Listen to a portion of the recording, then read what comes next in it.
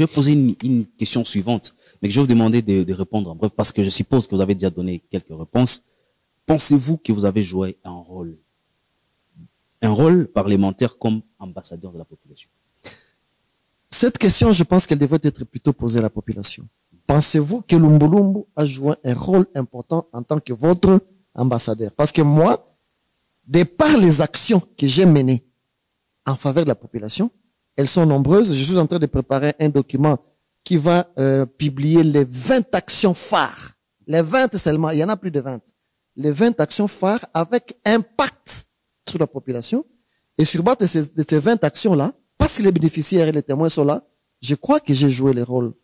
J'ai très bien joué d'ailleurs les rôles d'ambassadeur et de porte-parole de la population, la voix de la population. J'ai été le meilleur avocat de la population pendant la législature. C'est ce que moi je pense.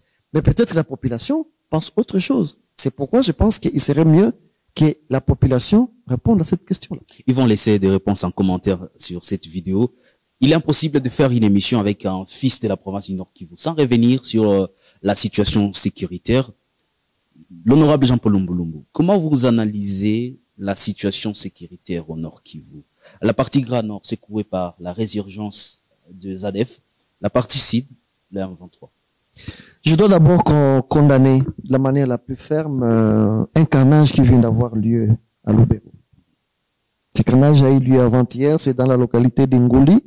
Ngoli est une localité qui se trouve dans le groupement Ngulo. Ngulo, c'est un groupement, c'est parmi les 8 groupements qui constituent la collectivité chefferie des Bassois. Moi, je suis originaire du territoire de Lubero. Collectivité chefferie des Bassois, groupement Ngulo. Je suis de Moussienene. Nguli partage la limite avec la collectivité de Bachou dans les Béni. Et là, en Nguli, avant-hier, il y a eu carnage des ADF. 10 personnes ont été massacrées, des femmes, des enfants, des innocents.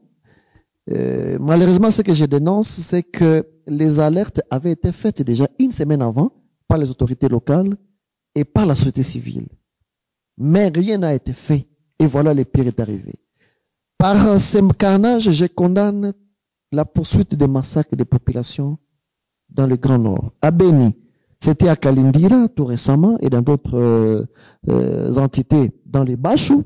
Les ADF sont très actifs actuellement dans les Bachou. Il faut condamner, voilà autant de milliers de personnes qui sont mortes. Ces massacres ont commencé, c'était le 14 octobre 2014. Je me rappelle que le 20 octobre, donc une semaine après le début du massacre, nous étions à 80 victimes.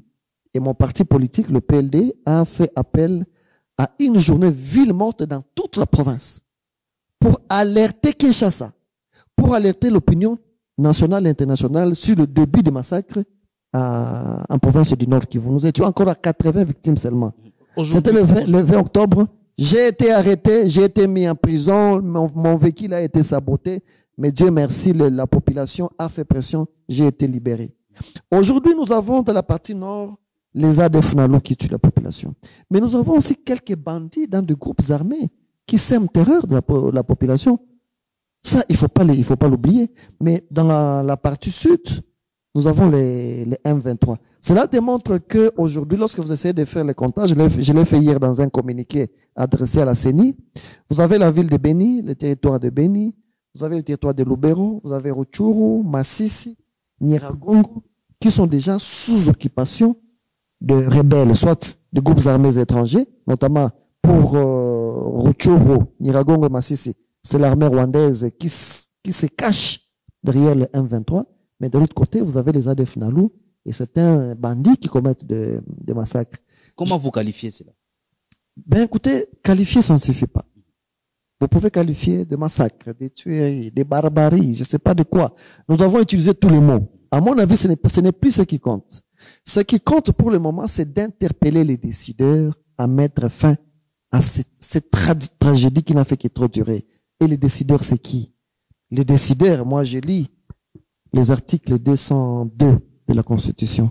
À l'article 202 de la Constitution, on va vous démontrer les points 5, 6, 7, que la sécurité nationale, la protection de l'intégrité du territoire national, la protection des personnes ainsi que de leurs biens, la sûreté extérieure sont des compétences exclusives du pouvoir central. Il y a quand même des efforts fournis jusqu'à ce moment. Si il y a eu des efforts fournis, il faut les reconnaître, mais la population ne voit pas les efforts. La population attend le résultat. C'est quoi les résultats des efforts fournis? C'est là que vous pouvez m'amener à me poser la question sur l'efficacité des efforts fournis. À titre d'exemple, on a pris une mesure qu'on appelle l'état de siège pour mettre un terme à ces massacres. Mais c'est depuis l'état c'est pendant l'état de siège que Rutshuru est occupé, Masisi est occupé, une partie de Nyiragongo est occupée. Je veux bien, il y a des efforts. Mais qu'en est-il de l'efficacité de ces efforts-là? Mais comme fils de la province du Nord Kivu, vous pensez le problème se situe à quel niveau?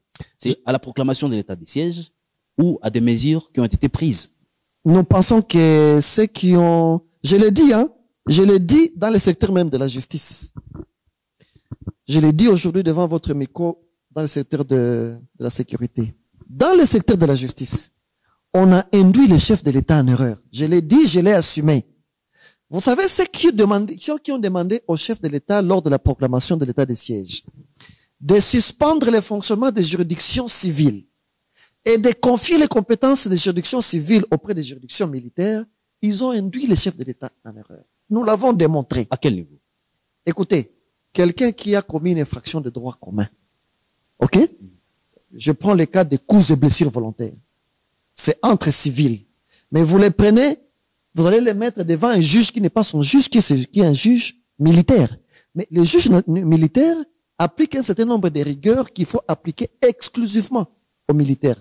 Vous l'auriez mis devant un juge qui n'est pas son juge, vous violez l'article 19 de la Constitution. Chacun a le droit d'avoir son juge et d'être jugé par son juge naturel. Non seulement ça, il y a eu beaucoup de bévues, mais Dieu merci, notre plaidoyer a porté un fruit. C'est parmi nos réalisations d'ailleurs.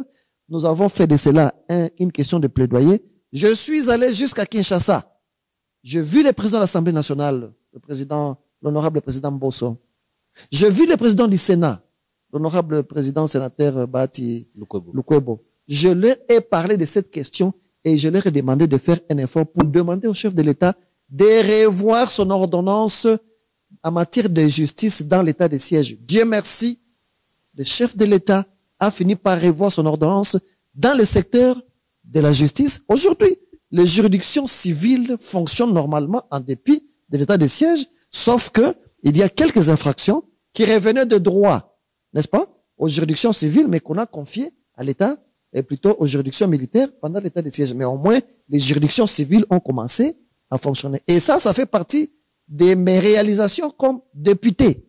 Dans le secteur de la justice, ceux qui ont conseillé au chef de l'État de décréter l'état de siège l'ont induit en erreur. Le chef de l'État aurait pu décréter l'état d'urgence sécuritaire. Parce que l'état de siège, en fait, c'est vrai que ça paraît grand, ça paraît frappant sur le plan du nom, décréter l'état de siège. Mais dans les faits, l'état de siège, vous mettez en place des autorités militaires ou policières. Ce sont ces mêmes autorités qui gèrent et la question politique, et la question administrative, et la question militaire, la question des opérations. Or, pendant l'état normal, ok, les gouverneurs de province, ils ne gèrent que les questions politiques, administratives, sociales, les questions de développement.